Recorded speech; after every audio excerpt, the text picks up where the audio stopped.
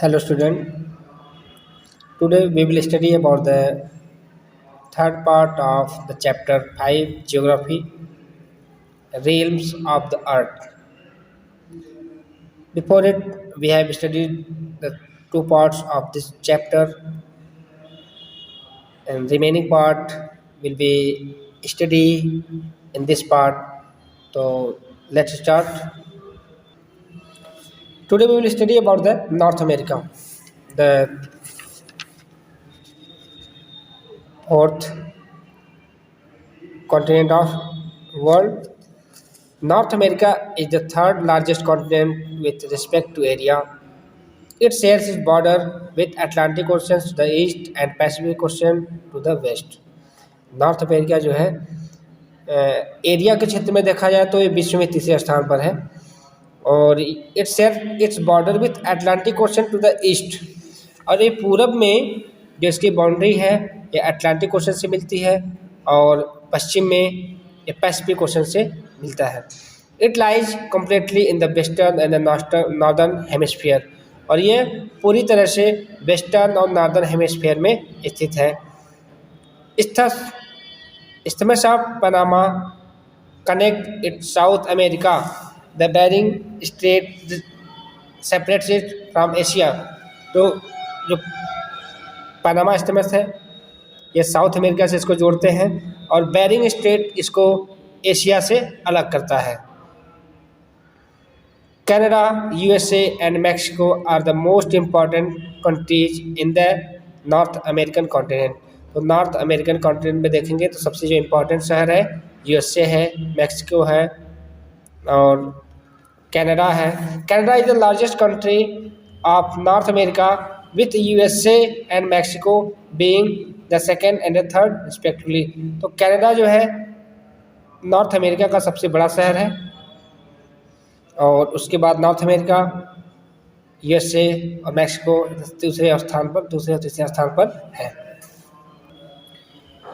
Mississippi, Missouri in North America is the fourth largest in the world. Its length is approximately 3600 miles. देखिए जो world में fourth स्थान पर चौथा सबसे बड़ा जो शहर है ये है मिसिसिपी, मिजोरी. ये कहाँ पे है? North America. और इसकी जो कुल लंबाई है लगभग 3600 माइल्स है. The Grand Canyon is located in this continent. The Great Lakes, world's largest inland waterways, are also located in North America. और जो ग्रेट लेक है विश्व की सबसे लंबी इनलैंड वाटरवे जो है ये नॉर्थ अमेरिका में ही स्थित है.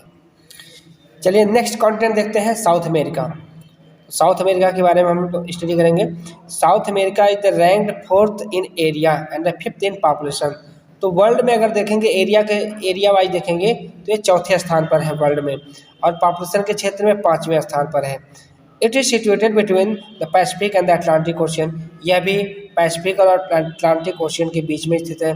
Most of its area lies in the southern hemisphere और इसका जो मैक्सिमम एरिया है वह दक्षिणी गोलार्ध में पड़ता है. Amazon River in South America is the world's largest river. This river is very deep and is also called the River Sea. देखिए अमेजन रिवर जो साउथ अमेरिका में है ये विश्व की सबसे लंबी नदी है और यह नदी जो है सब इतनी गहरी है कि इसे क्या कहते हैं, इसे रिवर सी के नाम से भी जाना जाता है. Indies on the western edge of South America are the second largest mountain range in the world. जो विश्व की दूसरी सबसे बड़ी पर्वत श्रृंखला है एंडीज. यह साउथ अमेरिका के छोर पे ही मिलती है. The largest salt lake in the world is located in Bolivia. और विश्व की जो सबसे बड़ी साल्ट लेक है, खारे पानी की झील है, वह बोलिविया में यहीं पर स्थित है. Brazil is the largest country in this continent, covering almost half of continent's total area. जो ब्राज़ील है इस महाद्वीप का सबसे बड़ा शहर है, देश है और यह इस महाद्वीप का लगभग 50% एरिया ये ब्राज़ील ही कवर करता है. Argentina is the second largest country, और ये इस कॉन्टिनेंट का जो सेकंड लार्जेस्ट कंट्री है वो है अर्जेंटीना। अब इसके बाद हम लोग देखेंगे ऑस्ट्रेलिया। नेक्स्ट कॉन्टिनेंट है आपका Australia. Australia is the world's smallest continent whose total area is 76,82,300 square kilometer. It is a country as well as a continent and is known as the continent country. यह एक देश है और इसे continent के रूप में ही जाना जाता है। Australia has extremes of weather, a huge variety of flora and fauna, snow capped mountains, vast area of desert, marsh and the fertile flatland. तो ये एक ऐसा है, अपने आप में एक ऐसा देश है या कॉन्टिनेंट है जहाँ पे विभिन्न प्रकार की जीव जंतुओं की और पौधों की प्रजातियाँ पाई जाती हैं। यहाँ पे स्नो कैप्ड माउंटेन मतलब कि बर्फ से ढके पर्वत भी पाए जाते हैं। वास्ट एरिया ऑफ डिजर्ट मतलब कि सबसे विशाल भाग जो है डिजर्ट का भी पाया जाता है। The Indian ocean separate it from Antarctica, और जो इंडियन ओशन है यह इसे अंटार्कटिका से अलग करता है। The world's largest coral reef known as the great barrier reef lies in Australia, जो विश्व की सबसे बड़ी रीफ जानी जाती है, ग्रेट बैरियर रीफ जाती है, वह ऑस्ट्रेलिया में ही स्थित है। Tasmania is the one of the finest lake in the world. Tasmania और जो विश्व की एक सबसे सुंदर झील है यहीं पे है। 2/3 of Australia is arid and does not support vegetations. तो जो 2/3 भाग है ऑस्ट्रेलिया कॉन्टिनेंट का, जो 2/3 भाग है, यहाँ पे कोई भी वेजिटेशंस नहीं है, किसी प्रकार की कोई खेती कृषि योग्य भूमि नहीं है, मतलब डिजर्ट एरियाज हैं। It is known as the coldest, windiest, driest and the least populous continent of the world. इसे सबसे ठंडा, सबसे हवा वाला, सबसे ड्राई और सबसे कम जनसंख्या वाला कॉन्टिनेंट भी विश्व में जाना जाता है। The water here remains frozen through out the year. यहाँ पे जो पानी होता है पूरे वर्ष जमा रहता है। It is therefore also called the. अब इसके बाद हम लोग देखेंगे नेक्स्ट और लास्ट कॉन्टिनेंट है Antarctica. Antarctica lies completely in the southern hemisphere. It is the second smallest continent in the world after Australia. देखिए अंटार्कटिका जो है पूरी तरह से साउदर्न हेमिस्फीयर में स्थित है और यह विश्व का दूसरा सबसे छोटा कॉन्टिनेंट है ऑस्ट्रेलिया के बाद। It lies in the Antarctic circle, और ये अंटार्कटिक सर्किल में स्थित है। It covers the south pole and the surrounded by southern ocean, और यह साउथ पोल से कवर्ड है और साउदर्न ओशन से घिरा हुआ है। अंटार्कटिका कॉन्टिनेंट को व्हाइट कॉन्टिनेंट के नाम से जाना जाता है क्योंकि यहाँ पे पूरे वर्ष जो है ना बर्फ जमी रहती है, और बर्फ जमी रहती है तो दूर से देखने में सफ़ेद ही दिखता है, इसलिए व्हाइट कॉन्टिनेंट के नाम से भी जाने जाते हैं। It is a frozen desert with the very fertile very little precipitations. It is a frozen desert, और इसे कहा जाता है कि जमा हुआ सफ़ेद रेगिस्तान के नाम से भी इसे जानते हैं। There are no permanent human settlements in Antarctica. Some countries have however set up their research stations here. India also has 2 research stations here, Maitri and Dakshin Gangotri. तो यहाँ पे बर्फ पूरे साल जमे होने के कारण, कोई लैंड न होने के कारण यहाँ पे परमानेंट ह्यूमन सेटलमेंट नहीं है, और बहुत से देश अपना यहाँ पे रिसर्च स्टेशन स्थापित कर रहे हैं। भारत ने भी अपना 2 रिसर्च स्टेशन स्थापित किया है, जिसमें से पहला है मैत्री और दूसरा है दक्षिण गंगोत्री। अब इसके बाद देखते हैं Antarctica is the only continent that is completely deprived of the bushes and trees. Vegetation of the continent is mainly composed of algae and mosses. Antarctica एक ऐसा महाद्वीप है completely deprived of bushes and trees. यहाँ पे किसी प्रकार की पेड़ और झाड़ियाँ नहीं हैं। यहाँ पे वेजिटेशन के नाम पर यहाँ पे एल्गी और मॉसेज ही पाए जाते हैं। अब इसके बाद हम लोग देखेंगे importance of lithosphere. Lithosphere provide us the surface on the which human being and the animals live and plants are grown. तो हमें ऐसी भूमि प्रदान करता है जहाँ पे मानव जाति रहती है, जीव जंतु रहते हैं। It provide with us with continent and oceans, ये हमें कॉन्टिनेंट और ओशंस भी इसी में प्रोवाइड होते हैं। तो ये जो जितने भी पृथ्वी पर जीव जंतु, पेड़ पौधे या फिर फॉसिल फ्यूल्स, तमाम तरह के सोर्सेज हैं, माउंटेन्स हैं, ये सब मिनरल रिक्वायर्ड हैं। और जो भी हैं मतलब जितने प्रकार के मटेरियल्स हैं हम लोग डेली यूज करते हैं, ये सब कहाँ पाए जाते हैं? ये सब लिथोस्फीयर में ही पाए जाते हैं। अब इसके बाद हम लोग देखेंगे हाइड्रोस्फीयर। हाइड्रोस्फीयर है क्या?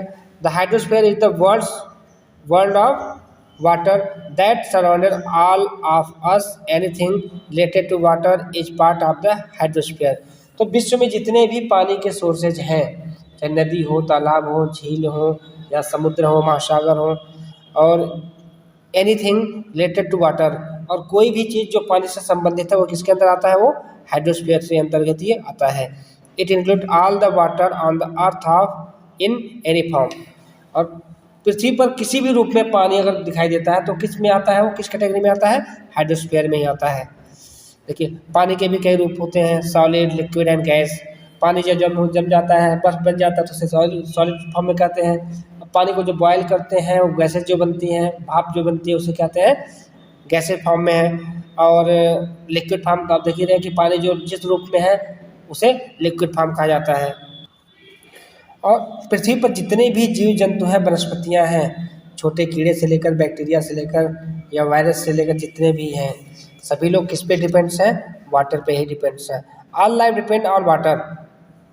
All life depends on water from the tiniest bacteria to the largest dinosaurs. Liquid water makes the earth a special place. और जो लिक्विड वाटर है ये पृथ्वी को एक स्पेशल प्लेस बनाता है। The temperature range on the earth is just right to allow water to remain in liquid form. और यहाँ पे जो तापमान है, टेम्परेचर है, जब टेम्परेचर हाई होता है तो पानी लिक्विड फॉर्म में होता है, जब टेम्परेचर लो होता है तो ये सॉलिड फॉर्म में होता है, यानी कि बर्फ जम जाता है। तो यहाँ पे जो टेम्परेचर है यह इसको अलाउ करता है कि ये लिक्विड फॉर्म में रहे। 97% of the total water of the earth is found in ocean and the seas. जो पृथ्वी का जो 97% पार्ट है, 97% पार्ट है वो समुद्रों में और महासागरों में, नदियों में पाया जाता है। The southern hemisphere has the more water and the less land. Southern hemisphere में क्या पानी की मात्रा ज़्यादा है और भूमि की मात्रा कम है। Most of the ocean and the sea are in the southern hemisphere, that is why it is called the water hemisphere. जो अधिकतम समुद्र है, महासागर है, वो साउदर्न हेमिस्फीयर में ही है, इसलिए इसे इस साउदर्न पार्ट को वाटर हेमिस्फीयर के नाम से भी जाना जाता है। अब जिसके बाद देखते हैं हम लोग ओशियंस के बारे में। Ocean are very large water bodies separated by continents. ये ओशन क्या होते हैं कि विशाल वाटर बॉडीज होती हैं जो कॉन्टिनेंट के द्वारा अलग हो जाते हैं। There are 5 ocean on the earth. The 5 oceans are Pacific ocean, Atlantic ocean, Indian ocean, Southern ocean and the Arctic ocean. Up to the year 2000 only 4 oceans were recognised. पहले तो 5 महासागर भारत में है और 2000 के बाद मात्र 4 ही माने जाते हैं, क्योंकि एक जो महासागर है वो हमेशा कोल्ड एरियाज में है और बर्फ से ढका रहने के कारण से ओशंस के सीरीज से बाहर निकाल दिए हैं। In fact, there is only one global oceans, as all the oceans are interconnected। देखिए अगर देखा जाए तो जो जितने भी समुद्र हैं, महासागर हैं, सब एक दूसरे से क्या है, कहीं न कहीं जुड़े पड़े हैं। इसलिए कहा जाता है कि ये सब क्या है, एक ग्लोबल ओशन है। जो पूरे विश्व के सागर हैं एक साथ ही कनेक्ट हैं। दैट इज भाई, और इसी कारण क्या होता है, the level of sea water remains the same through the world. और ये आपस में एक दूसरे से कहीं ना कहीं कनेक्ट है, जिसके कारण एक समुद्र का पानी, एक महासागर का पानी दूसरे महासागर में ट्रांसफ़र होता रहता है, जिससे कि पूरे वर्ल्ड में जो सी वाटर का लेवल है वो हमेशा बैलेंस रहता है, मेंटेन रहता है, और कहीं भी इसमें बाढ़ आने की संभावना नहीं होती है। In addition to these major oceans there are branches of oceans called seas. देखिए इन प्रमुख ओशियंस के बारे में, महासागरों से बात देखते हैं कि इनकी कुछ छोटी छोटी शाखाएं होती हैं, ब्रांचेज होती हैं, जिसे हम क्या कहते हैं, सी, समुद्र कहते हैं। Largest sea are South China Sea, the Caribbean Sea and the Mediterranean Sea. तो ये जो कैरिबियन सी है, प्रशांत महासागर है, ये सब क्या है, भूमध्य सागर है, ये सब इन महासागरों के पार्ट्स हैं। अब इसके बाद जो महासागर है, जो सबसे बड़ा महासागर है Pacific ocean, world's largest ocean जो है पैसिफिक ओशन, जिसकी जो सबसे डीपेस्ट पॉइंट है कौन सी है, मैरिना ट्रेंच है। तो इस तरह से आप लोग थोड़ा सा अभी अपने बुक से देखेंगे, जो अटलांटिक ओशन है, इंडियन ओशन है, आर्कटिक ओशन है, इसको बुक में आप लोग पढ़ेंगे, इसकी लंबाई कितनी है और सबसे इसमें डीपेस्ट पॉइंट्स कौन सा है, इसके जो ट्रेंच जो कहते हैं, जिससे जो सबसे डीपेस्ट पॉइंट होता है उसे क्या बोलते हैं, ट्रेंच बोलते हैं। तो सबके ट्रेंच के बारे में आप लोग पढ़ लेंगे। और इस तरह से ये चैप्टर आपका समाप्त होता है। और आप लोग इस चैप्टर को 3 पार्ट में बना हुआ है, तीनों पार्ट को अच्छी तरह से देखिए। और अब इसके बाद कुछ भी अगर नहीं समझ में आता है, कोई दिक्कत होती है, तो आप लोग संपर्क करिएगा। Thank you.